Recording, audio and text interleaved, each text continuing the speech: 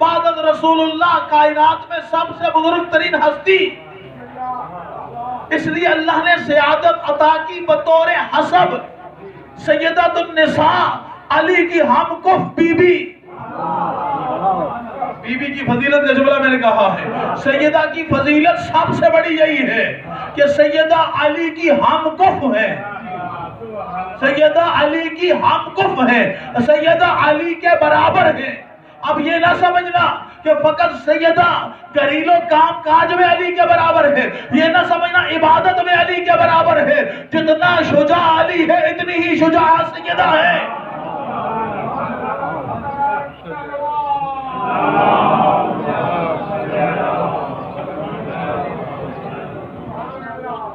سامعین محترم، یعنی ہر پہلو سے سیدہ علی کی ہم کف ہے، لیکن نسبی اعتبار سے کائنات میں پہلی مرتبہ جسے قرآن نے کہا سید، اس سید کا نام حسن ابن علی ہے۔ دنیا میں تشریف لائے، کیسے آئے یہ سب علماء نے لکھا ہے۔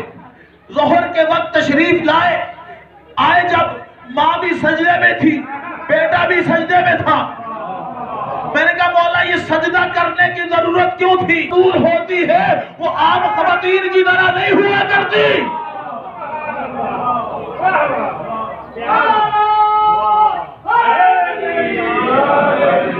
ماں بھی سجدے میں ہے، بیٹا بھی سجدے میں ہے، تو کیوں؟ اس لیے تاکہ پتہ دنیا کو تو چلے کہ یہ ان کا آنا اور ہے، تمہارا اور میرا آنا اور ہے۔ میں ایک جملہ اکثر کہا کرتا ہوں، ریپیٹ کر رہا ہوں، روزے کے عالم میں بہت احتیاط کے ساتھ آقا صاحب کی موجودگی میں تمام بزرگ جتنے بیٹھے ہیں ان کی موجودگی بڑی احتیاط کے ساتھ روزے کے حالت میں گفتگو کرنی ضروری ہوتی ہے، اس لیے کہ اگر یہاں سے ایک لفظ بھی میں نے خدا اور معصوم کی طرف جھوٹا منسوب کر دیا تو آپ کا بھی روزہ اور میرا بھی خدا حافظ ہو جائے گا۔ اس لیے روزے کو بھی بچانا ہے، اور آج کے اس دن کا پیغام بھی آپ کی زبان کو ہدیہ کریں انشاءاللہ، آپ کی زحمت کو تمام کرنا ہے۔ تو جملہ عرضی کر رہا تھا کہ مولا حسن دنیا میں تشریف لائے، جیسے ہی مولا تشریف لائے پہلا کام کیا ہوتا ہے؟ پہلا کام بچے کو غسل دیا جاتا ہے۔ خدا کی قسم مولا حسن کو غسل نہیں دیا گیا، نہیں، میں کہتا ہوں یہ چھوٹا جملہ ہے۔ اس سے پہلے جب مولا حسن کا نور جناب شکم عطر سیدہ میں اللہ نے منتقل کیا تو کبھی بھی اس نور کا اظہار نہیں ہوا، اور نہ فقط یہ فضیلت اکیلے مولا حسن کی ہے بلکہ جتنے بھی امام ہیں ہر امام کے نور کو جب شکم محضر میں اللہ نے منتقل کیا، کسی بھی امام کا نور بظاہر عام خواتین کی طرح ظاہر نہیں ہوا۔ اس لیے کیوں ظاہر نہیں ہوا؟ اس لیے کہ معصوم فرماتے کنت نورا فی الاسلام الشامخہ وارحام المطہرہ، یہ نور تھے۔ آپ اور میں جب بھی دنیا میں آئے ہم نور کی حالت میں نہیں، ہمارے لیے لفظ استعمال ہوا حمل، حمل کے معنی ہوتے ہیں بوجھ، نور کا کوئی بوجھ نہیں ہوا کرتا،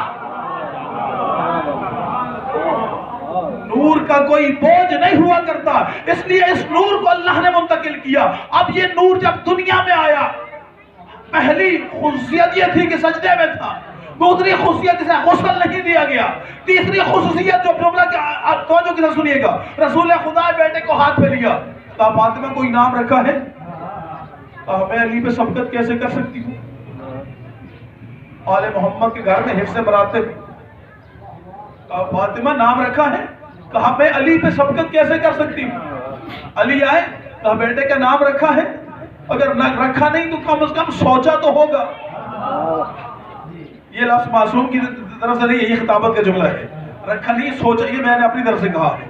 کہا یا علی نام رکھا ہے؟ کہا یا رسول اللہ آپ پر کیسے سبقت کر سکتا ہوں؟ کہا جب تم دونوں مجھ پر سبقت نہیں کر سکتے تو میں خدا پر کیسے سبقت کر سکتا ہوں؟ میں خدا پر کیسے سبقت کر سکتا ہوں؟ تو سامعین محترم اب ادھر رسول خدا نے کہا میں خدا پر کیسے سبقت کر سکتا ہوں، ادھر اللہ نے جبرائیل کو حکم دیا، اے جبرائیل، کہا جی رب جلیل، کہا جا وحی لے کر اور میرے محبوب کو کہے کہ حضرت ہارون کے بیٹے کا نام شبر تھا عبرانی زبان میں، اور اس کو اگر عربی میں ترجمہ کرے تو نام حسن بنتا ہے،